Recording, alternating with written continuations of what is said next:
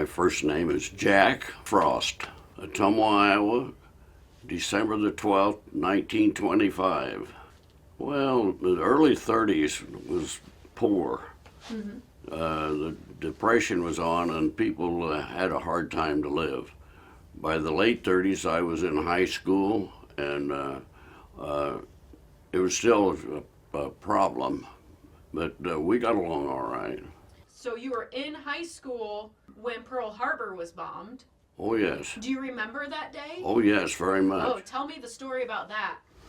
Well, the day that happened happened to be warm. It was a real nice day as far as temperature was concerned. And we were out playing about 2 or 3 blocks away from home, and somebody came up and made the announcement that Pearl Harbor had been bombed and that we were now in war. My brother was already in the service trying to get his year in, and he had enlisted to get his year of service so he could be free. He just completed 11 months. He was on the first boat to Europe and was on the ship that went into Africa and into Italy. And he was over there for 5 years. I wanted to join all the time. My folks wouldn't sign the papers until I was 18 or close enough to 18 that I was going to go.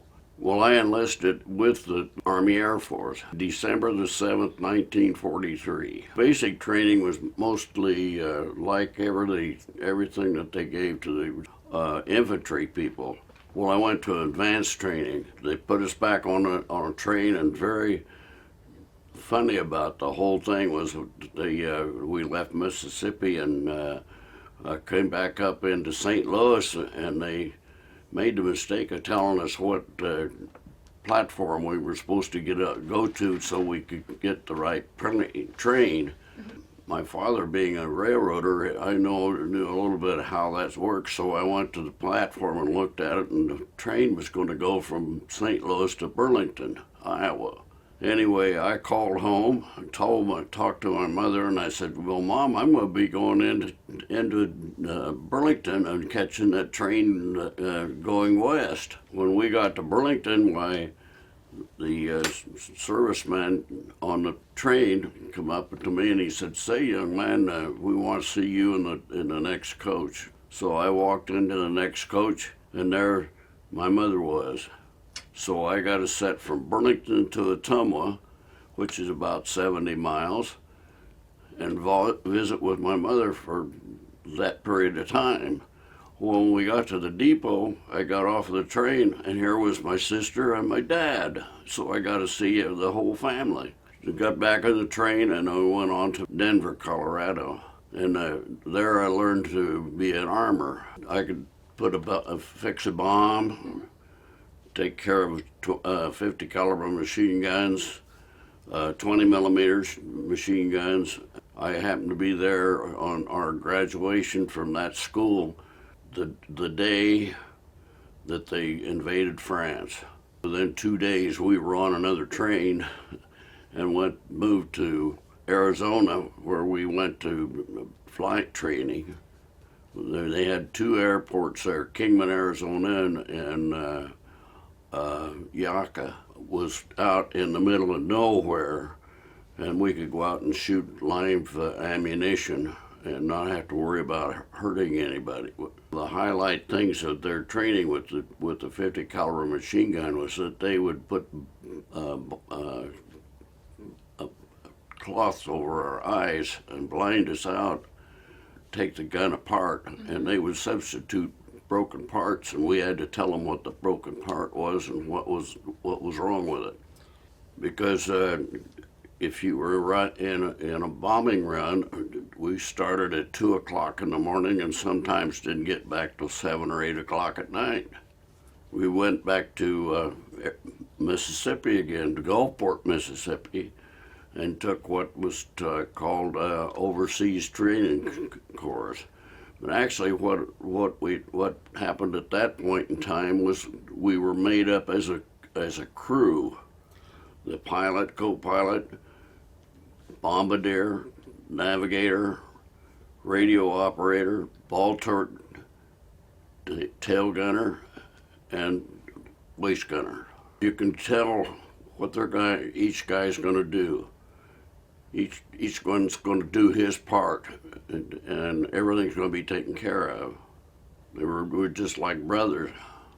And we went from Gulfport, Mississippi to Savannah, Georgia. At the Hunter Field, we were given a brand new B-17, and we started flying north. Now, it was a little after the 1st of January, so that'll give you an idea about what we were into. We got up to Bangor, Maine, and we had probably a foot of snow or so on the ground at that point. But when we got up to Goose Bay, Newfoundland, why, it was in January of 1945. It was real quiet while on our way over, except when we seen the sun come up. That's the most beautiful thing I ever seen up at north. When you get way up north, the sun shines a lot different, especially at 20,000 feet. Mm-hmm. I think the main thing of it is that the Germans, when we were on our way over there, were still capable with fighter planes and bombers and so forth, and they were putting on a good show. But the American and the British Air Forces did a terrific job of bombing and blowing up that the Germans could fly. We landed in what they call Valley of Wales. We were in Ireland. One thing that really happened to me that was something, you know, I was like I told you, I was from Tama, and John Morrell meatpacking plant was in Tama, the largest meatpacking plant in the world at that time. And we got put on KP. And you know what they did? They handed me a can of meat and told me to cut it open, and I turned it up on the end, and it says John Morrell and Company in Tama, Iowa. Well, that was a nice gift from home, wasn't it? Yeah, yes it was. Mm-hmm. We were stationed in a small town, and well, it really wasn't a small town. It was about 2 or 3 buildings, right in the center of almost of England. I was in the 369th Bomb Squadron of the 306th bombing group. My job was the waist gunner, taking care of the middle of the plane. We went clear over to Austria, and that was one of the biggest main things. That's the reason I only flew 2 missions, was because we went over so far. We ran low on gasoline, and there was only 5 of our planes that made it back to the base. Out of how many started? 36. They landed at bases closer to the ocean and refueled, and then flew on back to our base. We were going after petroleum refineries. Really the nicest thing of the whole thing was that the P-51s with the red tails come out, and they'd come along beside us, and then they would do a wing waver at us, you know, and we waved back at them. The P-51s was our protection. The pilots would be talking back and forth about the navigation, and the contact the navigator to tell them whether they're right, left, or whatever. Then even the bombardier would come in on that run, fly right over the visibility over a target, and then pull the lever on the bombs that go down. We'd have on board 300-pound bombs, and when they'd all start out, why the plane would automatically just start climbing up in the air. Well, our formation would be 36 planes, but we would not only have our group, but there'd be other groups, and there could be anywhere from 200 to 1,000 planes up there. It was the greatest airplane I made, because all of the engineers that build airplanes, went through and they took a feeling of what they thought of all the bombers that was ever built and during the year of 2000. And the B-17 was the most reliable. They came back on things you wouldn't believe. I've been in some of the other bombers, and I just say, oh boy, am I glad I never got in this thing. Our barracks that we lived in was just like the barracks that we had here in the United States, only it was English. Now, the field that I was at was an RAF fighter plane barracks, and the buildings were made heavy out of bricks or stones or something like that.